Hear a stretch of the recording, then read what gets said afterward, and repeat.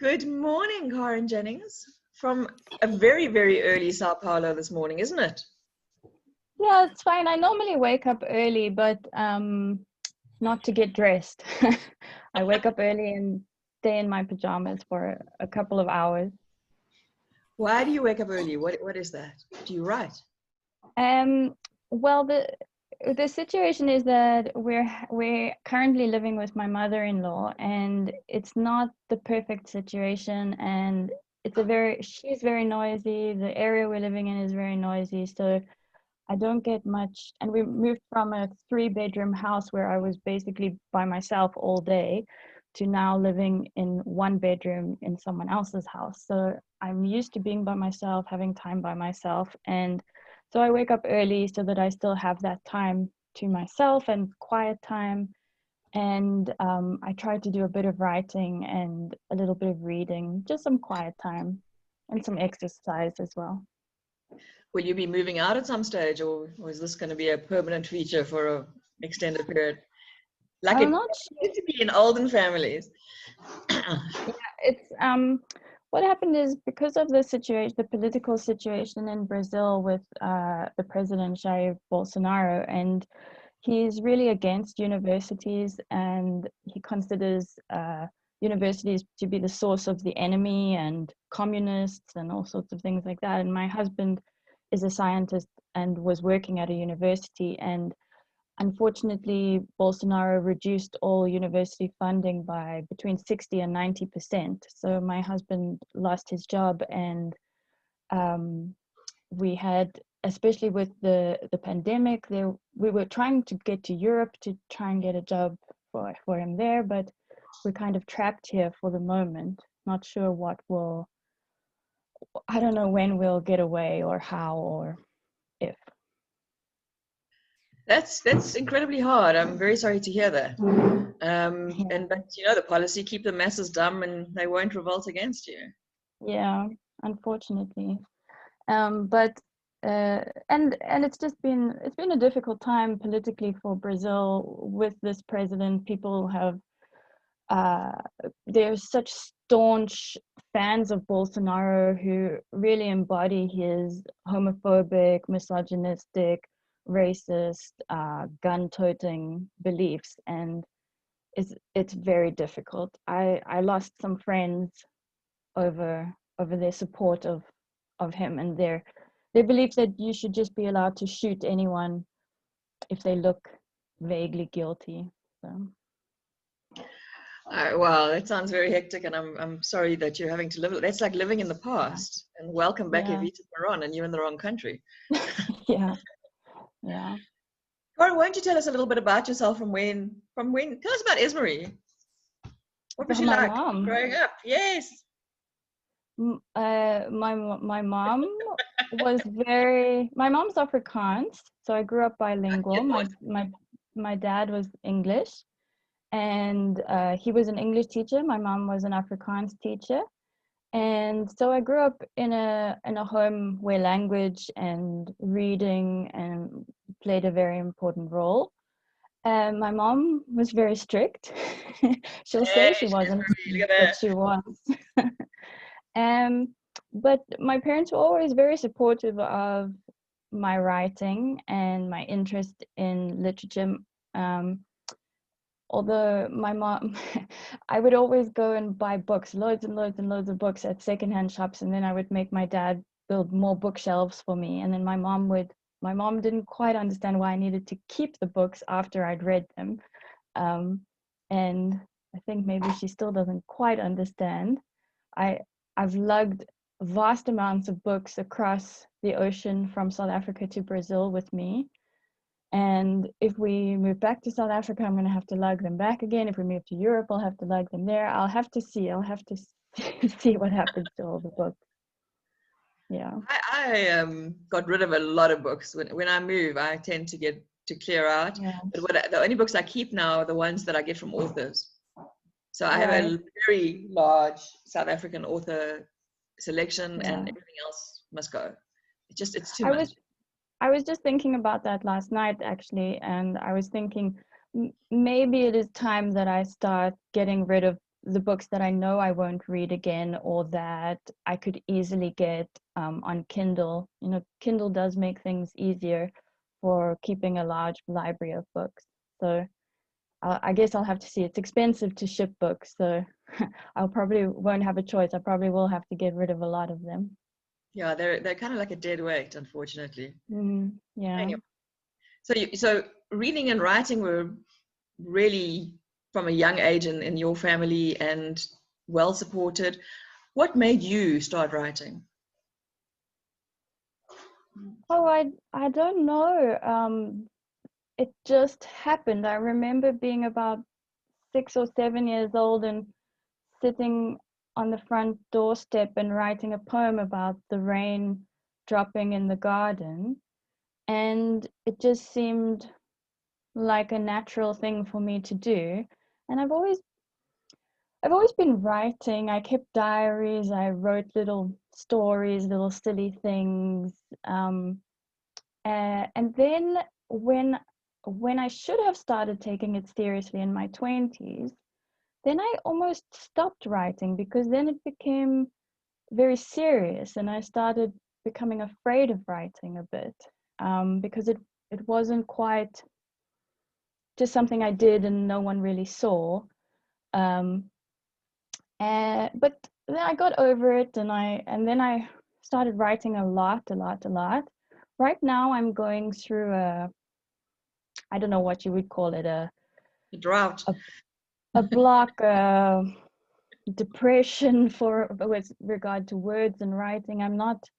Um, I'm not able to write. I have a novel that's practically I wrote it, but now I want to rewrite it because I want to change a lot of things. And I've been, for almost a year now, I've been sort of, every now and then I'll write 1,000 words, then leave it. And I'm just not interested in it at the moment. I think what happened was that for maybe 6, 7 years, I was writing every day, 7 days a week, writing. And maybe I'm just burnt out a little bit. Maybe it's the pandemic as well. I'm not sure. I'm just a little bit, I don't get quite as much joy from it as I did. And I'm trying to regain some joy with regard to the act of writing. So what I do in the mornings when I get up, I read a poem, and then I have a little box with, I put a whole lot of bits of paper with prompt little words, and then I take out a word, and then I just write whatever I want for 2 pages about the word. So it can be milk or passage or I don't know, teeth, whatever. So and that's just getting me back to enjoying writing for the sake of writing and enjoying the feel of the pen on paper. So It doesn't surprise me that you don't feel like writing at the moment. You're living in less than pleasant circumstances. You're living in a country which is, to all intents and purposes, unstable or not relaxed, shall we say. It would be very strange if you were at the peak of your creative, yeah, it's not the best circumstances, and then one feels that one should be producing, because on social media you see all these people that are, finally sitting down and writing the novel they always wanted to write, or producing this or doing that, or about 5 minutes after the pandemic started, there were already books coming out all about like living through the pandemic. And I just thought, oh no.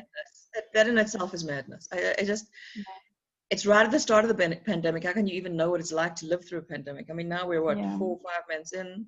Although last night, I don't know if you saw the news, they've lifted the alcohol ban, they've lifted the smoking ban from Tuesday, and you can socialize with your friends as long as you social distance. So things changed a little bit in the last, but then they extended the lockdown until 2015, until September 15th. Yeah, so they're lifting it a little bit here because the numbers are starting to drop. Although I don't know why. Yeah, I mean, because the Joburg is still the sort of the center of we're peaking at the moment. So good place to start. But anyway, let's talk about your writing. Your writing has taken you all over the world, hasn't it? Yeah, it has. I have been quite lucky. I was able to spend quite a bit of time in India, for example. I have 2 writing residencies in India, which I really enjoyed. Those were wonderful experiences. And Nigeria, Denmark. Denmark was also amazing. That was wonderful. The Netherlands. Where else have I been? I'm trying to think. Kenya. What is a writing residency? Well, the ones I've been on have taken 2 forms. So one is a group residency where you go and you live with other writers, and then you have your own accommodation where you have your own private time to write, but then you also meet for lunch or evening meals with the other writers, can socialize with them, and also go, like, for example, when I was in Denmark, we would go on little field trips together. And then other residencies I've been on have been solo residencies where you go by yourself, live by yourself in a little apartment or somewhere. And that was less pleasurable for me, the solo ones. I think because at home I'm alone all the time anyway. So if I'm going to be alone writing, I might as well be at home. If I'm somewhere else, it's more enjoyable to meet other people, not to just spend the whole time socializing, but to have that opportunity to meet other people, see their writing techniques, their struggles, their advice, their input. So. What is the point of a writing residency? Sorry, I'm still failing to understand what it really is.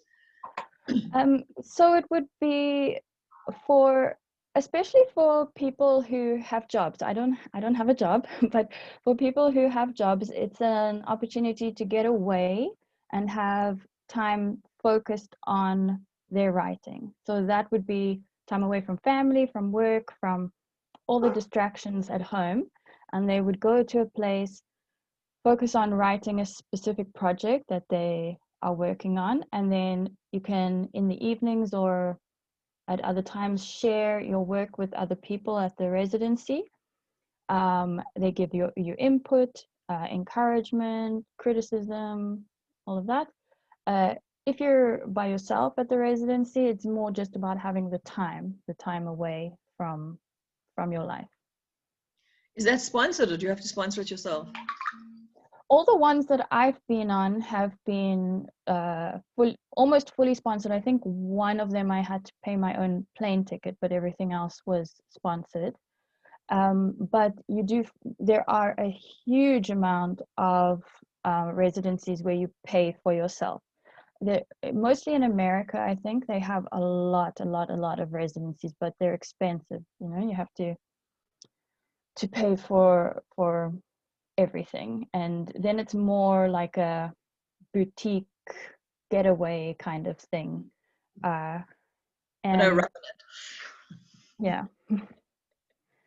So I've been very fortunate that I've been sponsored for the ones I've been on.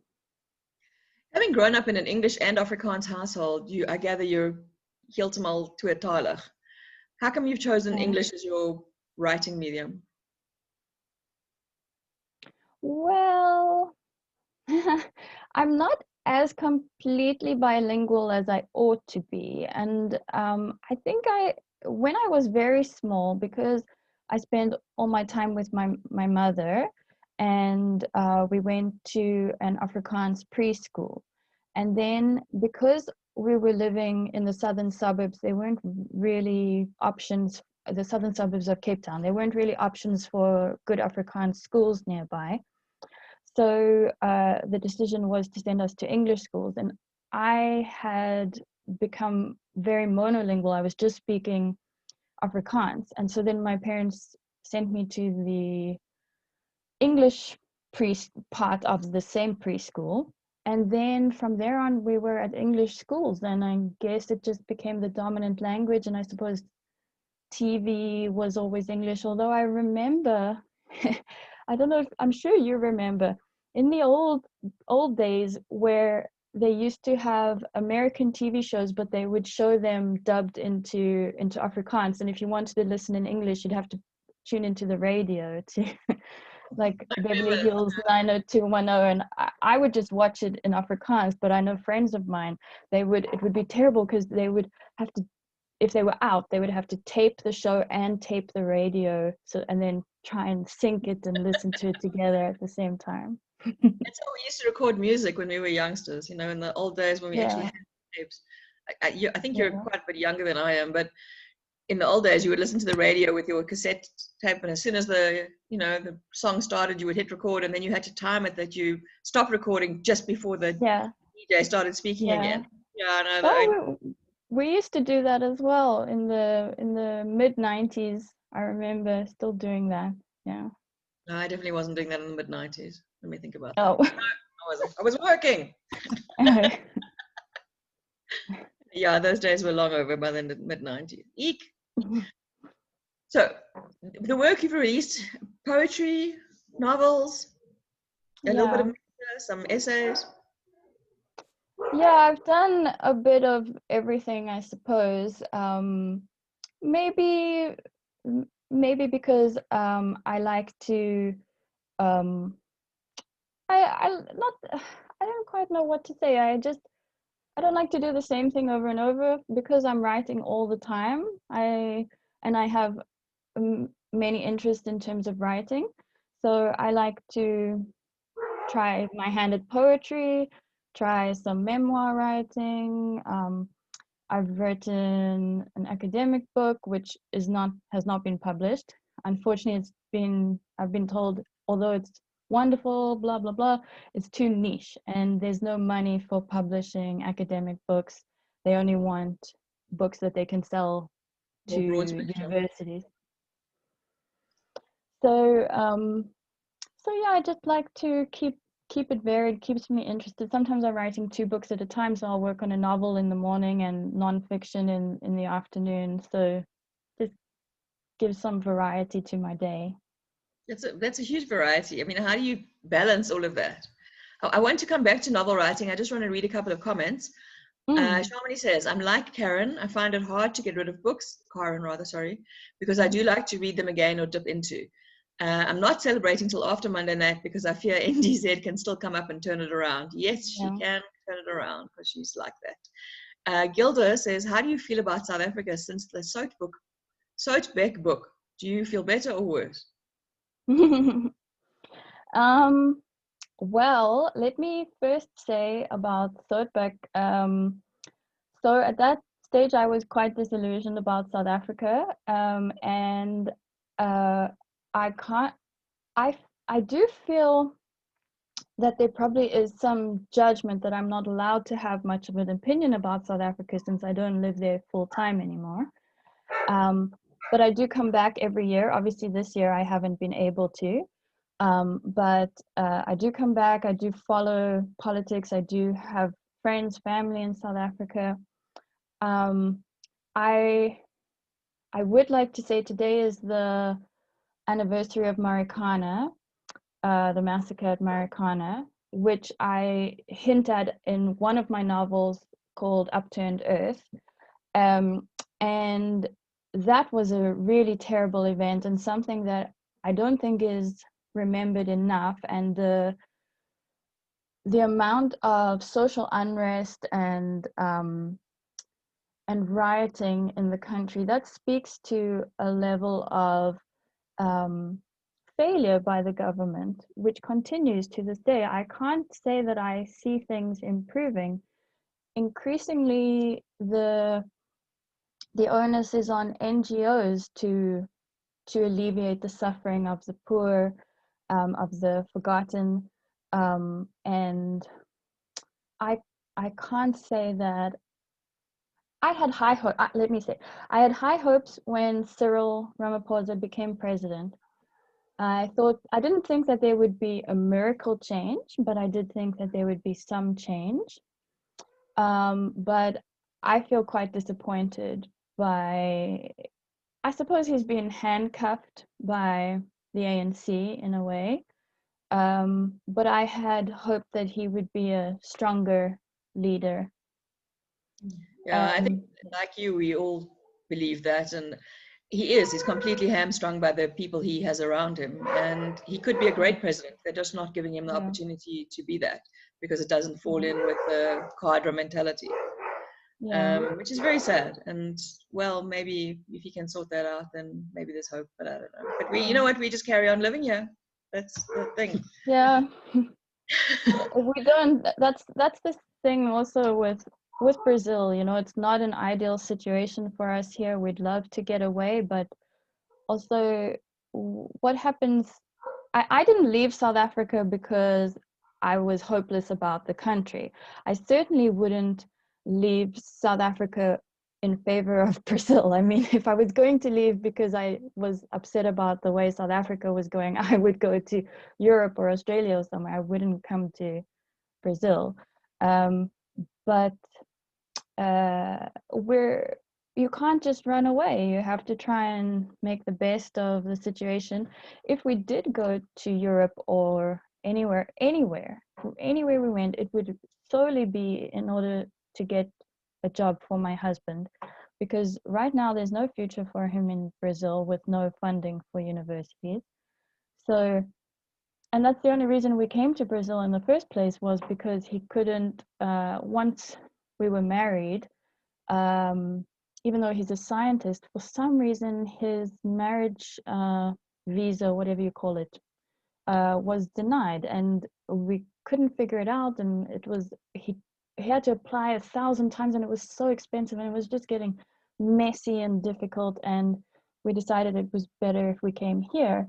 And at, up until 2015, Brazil was going through an economic boom, and then when we arrived at the end of 2015, it started its recession. So we came at the worst time. Ain't that the way things happen to go all the time? Shamini would like to know, what was the subject of your academic book?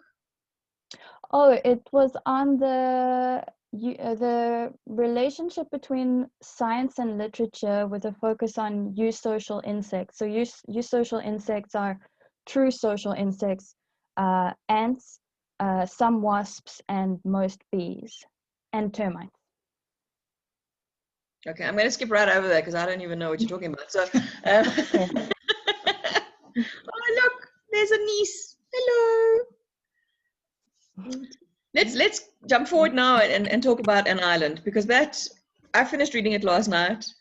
At about the middle, I was thinking, I wonder how this book can possibly end, and you got me. You did get me, and I actually enjoyed it. It's a very unusual book. Tell me about the writing process there, and where your mind was going, and how that, do you feel like you're on an island at this point in time? While let me start where I got the idea from. It was just before I was moving to Brazil. I had the writing residency in Denmark, and I was having a wonderful time, and it was glorious summer, and I had friends and amazing friends that I made in Denmark, and I was feeling very nervous about moving to Brazil, and probably a bit resentful. But at the same time, there was a lot in the news about refugees and migrants fleeing to various places. And I began to think, am I like them in any sort of way? And of course, I'm not someone who's fleeing my country in fear for my life. But one day I was having a little afternoon nap, and I just got this idea about an old man and his lighthouse, and how he would protect it from interlopers, anyone who came, and how rather look at the refugee. So often African books, and I'm not saying that this is wrong, but so often African books will show it with the refugee as the protagonist, and that's not at all wrong, but I just felt that this was a different way of looking at things, of the person rather trying to keep the refugees out. And so then I had that idea, and I applied for a Miles Morland scholarship, which I was fortunate enough to receive. And then I moved to Brazil, and I began writing when we were living in Goiânia in on the 17th floor of a high-rise apartment building. We didn't know anyone in that city. I didn't have any friends. I couldn't speak the language. I was lonely. I was depressed. I was isolated. I woke up every morning thinking, I'm going to die. I can't live like this. And that was my life while I was writing that novel. So it definitely is a very bleak novel. And it certainly reflects my own sense of despair and isolation, but also it became my little island. Our apartment was my little island, and I even, at the end of the day, when my husband came home from work, I would get upset because he would move things that I had put in a specific place, which is, not healthy. And I suppose some of that is imbued in Samuel, the protagonist of the novel. But Samuel has a deeper backstory. I mean, he comes out of a country that's been through, what, 2 revolutions. Yes. So certainly my story is nothing at all compared to his.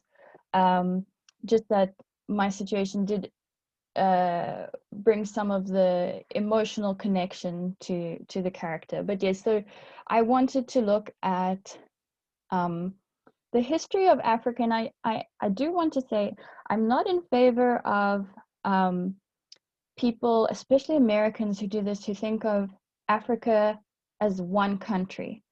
But what I did want to do in this story is look at Africa in general and how it has been completely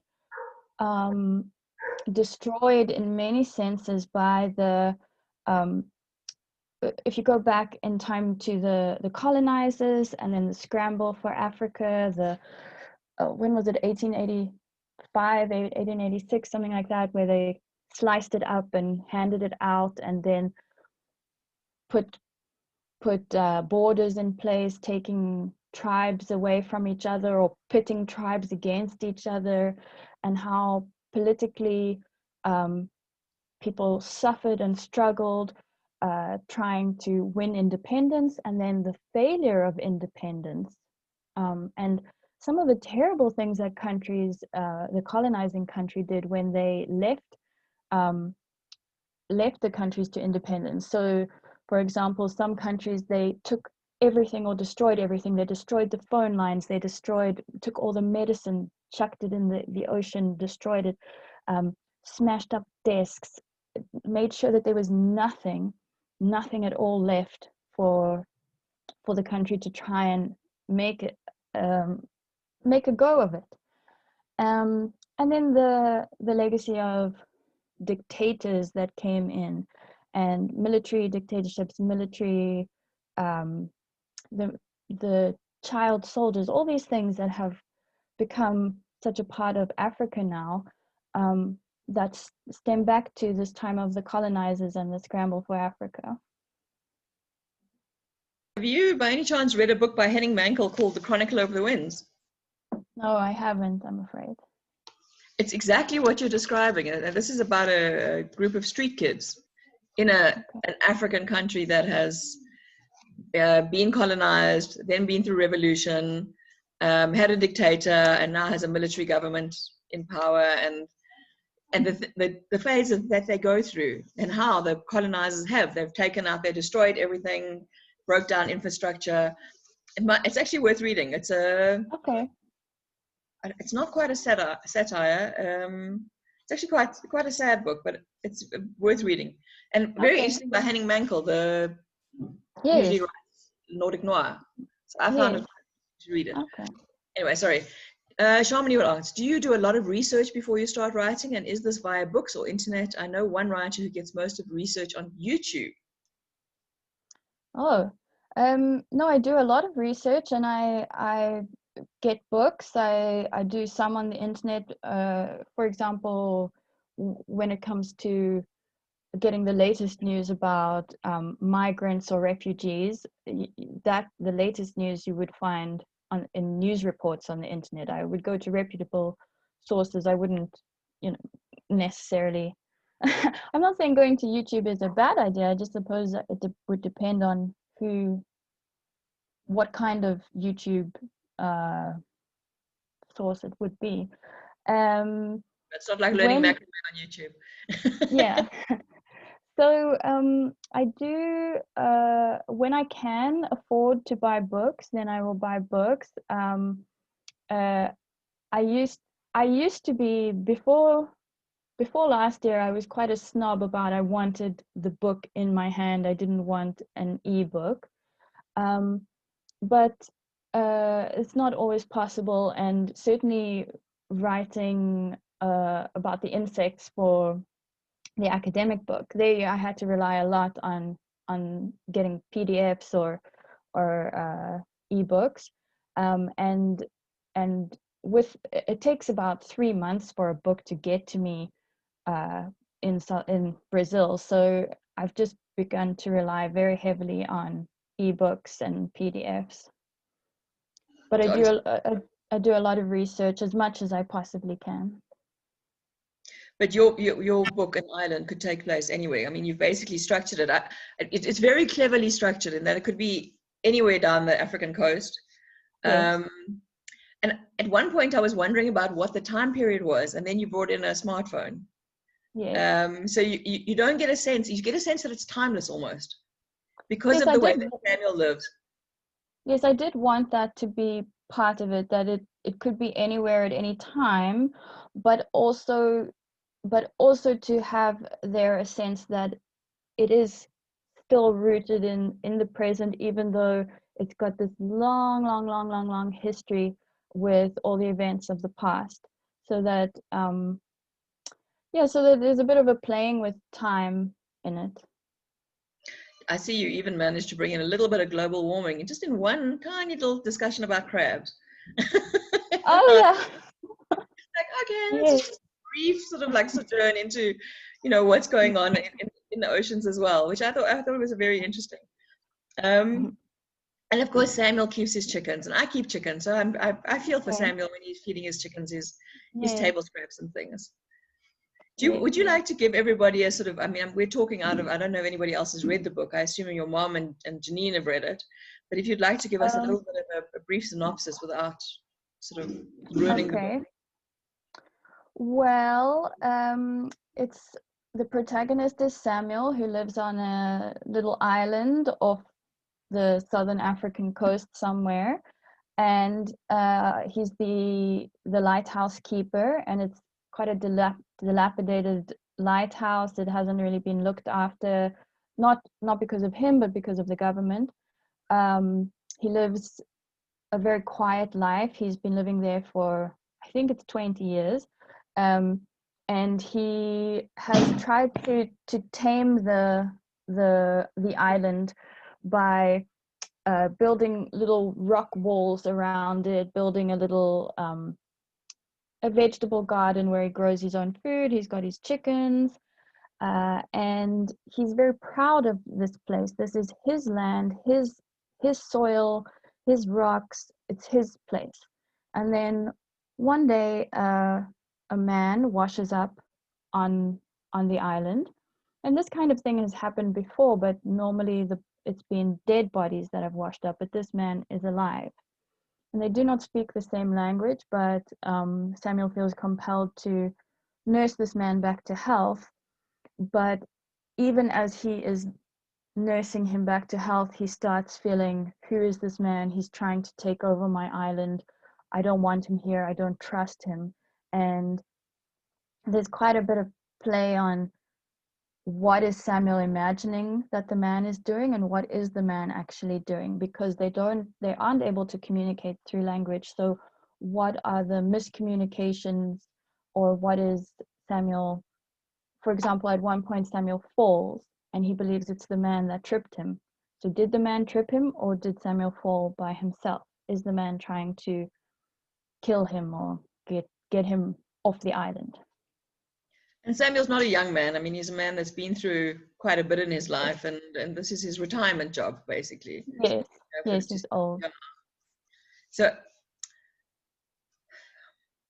I'm trying not to say anything. Yeah, I'm going to not say that because it's going to ruin the ruin the story, and I don't want to ruin it for anybody. How would you class the book? I mean, and what sort of genre would you put it in? It's very difficult to place it. I would call it literary fiction. I would call it literary fiction that no one wants to publish because it's one of the problems I have with my writing, my fiction writing, is that everyone thinks, oh, it's amazing, it's amazing, it's amazing, but no one wants to publish it because they say no one buys literary fiction. People want genre fiction, they want crime fiction, romance, that kind of thing. They're not looking for literary fiction. So I've had a lot of trouble getting people interested in my writing, in publishing me.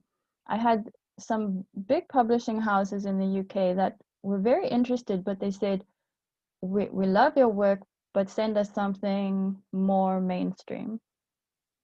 I think that would destroy everything you stand for if you went more mainstream. I mean, it's not what your writing is.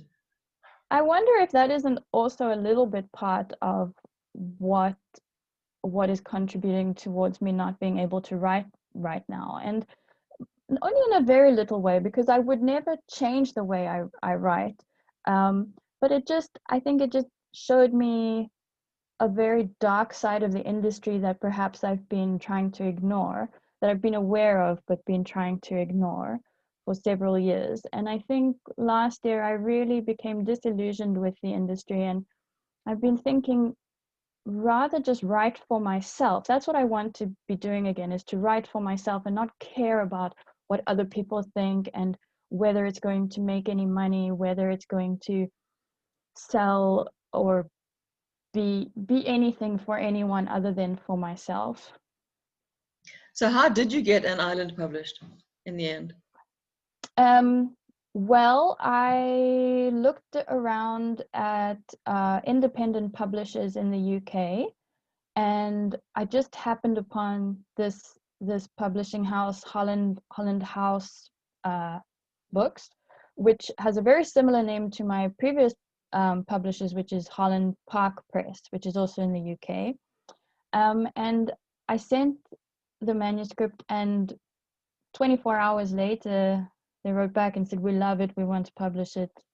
And that was it. That's amazing. That's an incredible story. I mean, that's so unusual. Doesn't happen. Well, I've been lucky I think that's what's very important about independent publishers, is that they're able to publish more what they deem as good quality rather than what they think will sell. Unfortunately, of course, they do need to make money. Yeah, it would be nice for them, I suppose, if they make money. We were talking to Taryn Lee during the week, and she writes romance, and she also had exactly the same problem. She couldn't get a South African publisher to publish her, but did find an English publisher to do it. And then for the next book, they said, well, can you please change your writing to fit our formula instead of... So she took away from them and did her own thing. And also she said, but it's not a genre that's huge. It's romance. It's not, unless you Mills and Boons, and they also, they have... You write for them, they do have a formula. Yes. Gilda says, please don't change. I never read fiction except a good fact-based, recognizable fiction. Gilda, can we assume that you've read Soetbeck from your comment? While we wait for Gilda to answer that. Questions for Karen. Janine, do you have a question? Because you know Karen from way back. No questions today. You write as well, Janine. Have you asked Karen for advice? Janine does write. She writes poetry. I'm not sure if she writes other stuff other than poetry. Inspirational poetry, and I'm busy working on something with short stories. Oh, great.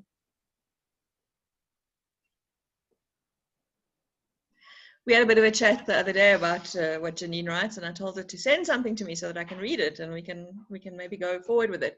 Her short stories, because I think the first two published ones were in conjunction with somebody else, and now the one is this one is a standalone. So that is quite interesting.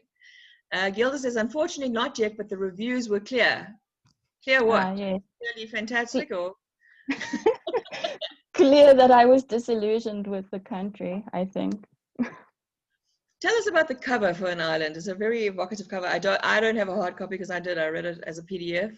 Yes, there are no hard copies yet. There were a number of things that prevented hard copies coming out. One was that the printers made a mess up in the UK and they printed it as the wrong size. And then the pandemic came along, and so then so it had been pushed back, I think, 2 months, and then the pandemic came along and everything was closed. So now it's only coming out officially in November, I think. But unfortunately, we weren't able to change the Kindle release date. So that's why the Kindle release has already happened.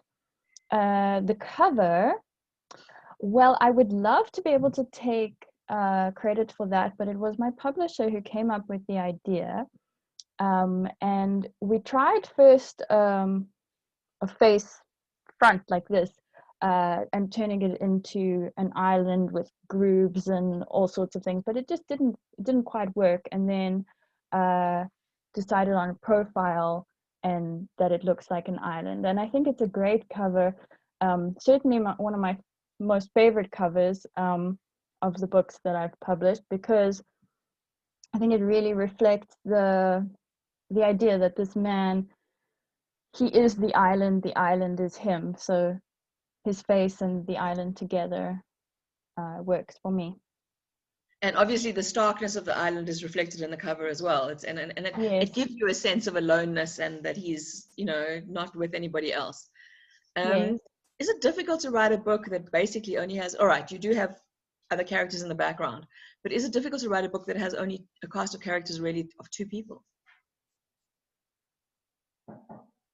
2 people who can't talk to each other. Yeah, let me say, because it's quite a while ago that I wrote the book, and if I think back on it, it was one of the most difficult things I've ever had to do. I just remember thinking the whole time, this book is going to kill me, this book is going to kill me. I would get up every morning, take the dogs for a walk, and as I was walking, I'd say, this book is going to kill me, this book is going to kill me. And I'm not sure, I think it was just the situation that I was in and the writing, but it was also trying to convey as much as I wanted to convey in as few words as possible. I wanted it to be very simple. I didn't want it to be in your face. I wanted it to be subtle and simple, but enough that people would understand, and to convey that also without conversation, without these conversational leadings that can happen. So it was very challenging for me. At the time, I remember suffering greatly. Your book is very nuanced, and you don't talk about things a lot of the time, even in the background. You don't talk about them directly. You talk about them as in, just like, that they've happened, but they're not present. I don't know if that makes sense. Yes. Jean says, perhaps he represents Fortress Europe against the fleeing immigrants of Africa and their fears. I suppose that could be in the greater picture of things. That is what he represents. Yeah, I do think that the book is, it's not trying to be prescriptive. So I think that it's open to interpretation in a number of ways. So you could consider xenophobia within Africa itself.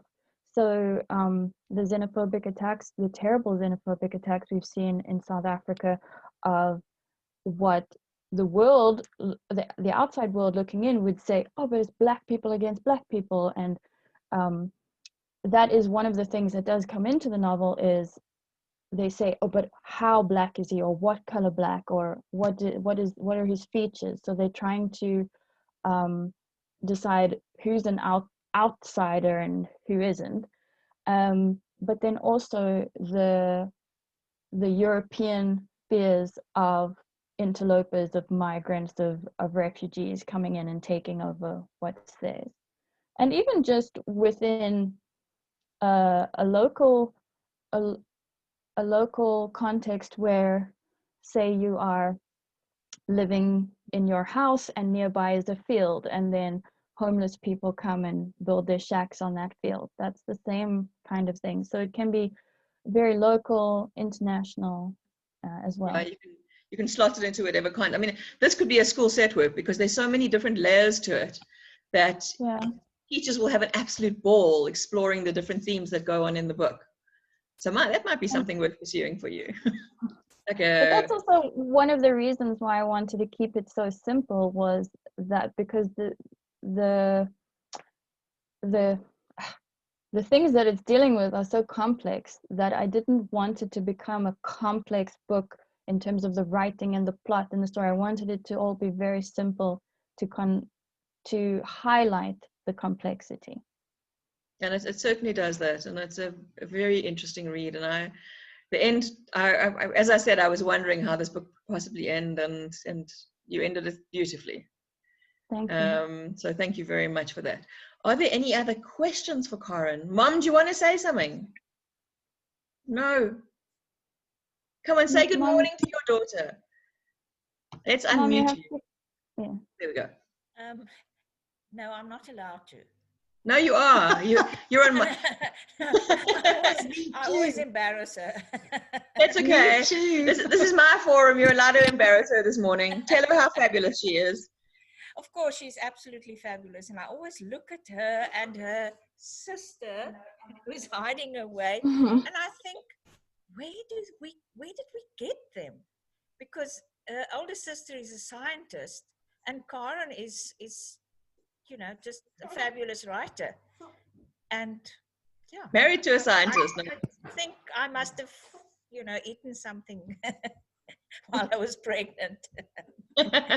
I'm very proud of her and of her sister, and I can't wait for a book to be.